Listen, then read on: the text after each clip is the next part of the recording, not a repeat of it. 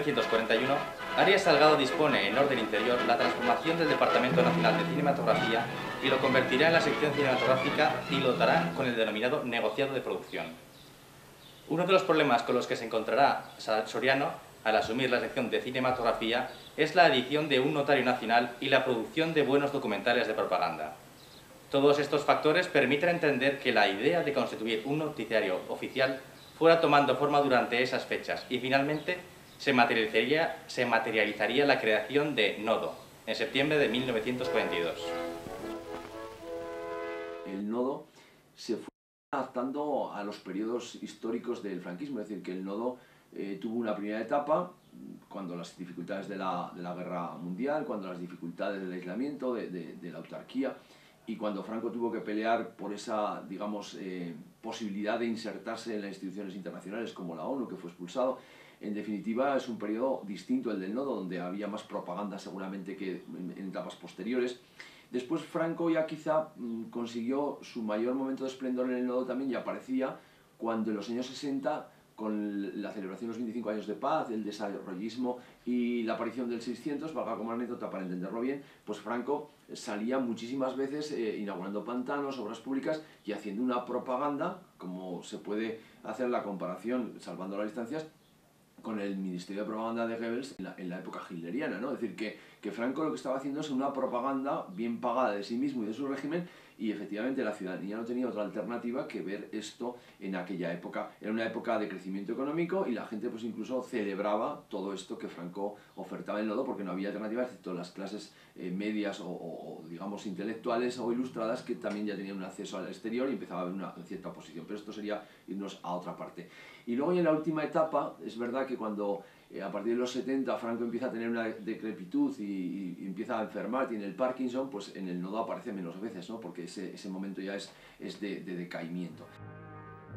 En la Basílica del Monasterio del Escorial y en presencia de la familia de José Antonio Primo de Rivera y otras personalidades... Era la presentación de la primera red de noticias dramatizadas. Este formato ya había sido utilizado previamente de forma experimental por algunas emisoras de radio locales.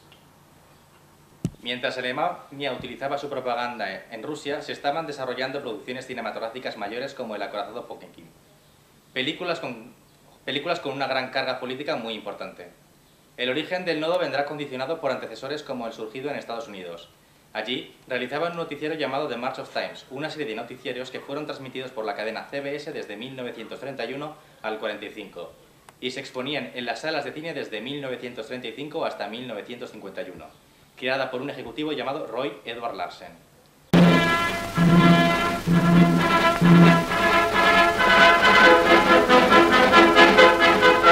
Desde el primer número a la cabecera fue obra de Manuel Parada. Esta sintonía permaneció inalterable hasta el final. Se convirtió en un sello inconfundible del Nodo durante unos 27 segundos con el eslogan "El mundo entero al alcance de todos los españoles".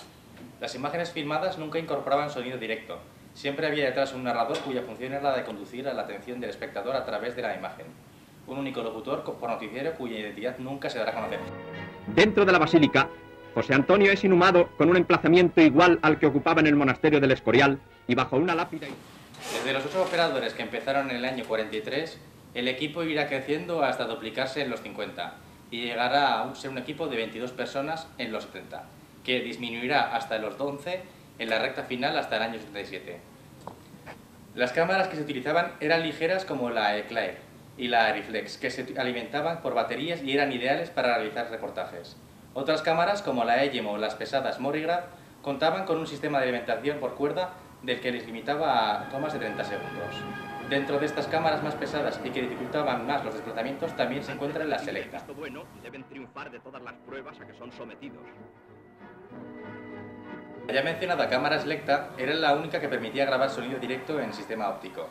La calidad no era buena, tenía un punto distinto al de su fotograma correspondiente. Ese desfase suponía un montaje lento y laborioso.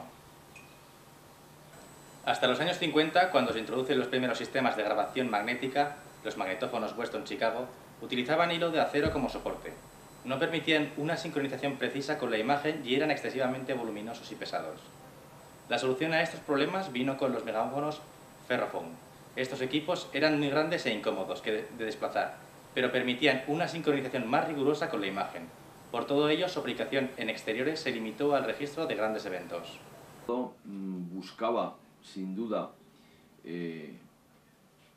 trasladar el discurso único a la población, trasladar una ideología clara y nítida a la población, ensalzar los logros del régimen a través de las imágenes, de las inauguraciones, etc., y tratar también de culturizar a la población. Y, lógicamente, este nodo pues, tuvo una serie de etapas que reflejaba claramente la propia evolución del régimen, ¿no? La primera etapa más grisácea, más de dificultades, donde había pues, que justificar políticamente cosas. Una segunda etapa de más ensalzamiento del régimen y de sus logros y sus objetivos y sus cosas positivas. Y una tercera de decrepitud, cuando el dictador está ya enfermo y hay muchas dificultades para poder, lógicamente, seguir con el régimen, aunque Franco decía que todo estaba atado y bien atado, porque Juan Carlos I pues, podría optar o bien por el régimen franquista o por la democracia. Y efectivamente el nodo consiguió sus objetivos seguramente y dejó muestra clara de ese reflejo, digamos, visual, gráfico del propio régimen a lo largo del tiempo.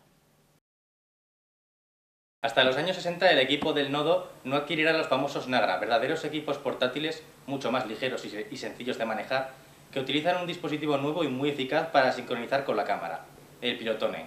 Al mismo tiempo se usarán las cámaras A-Record, un modelo que va blindado y además incorpora un grabador de cinta perforada.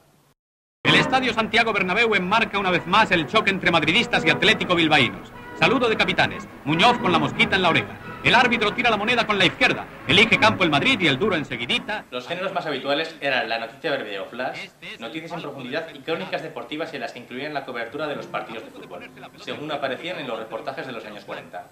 El dispositivo básico empleado consistía en una cámara situada en alto del graderío sobre el centro del campo, otra a ras de campo y una última detrás de una de las porterías. La duración oscilaba entre 90 y 120 segundos de duración.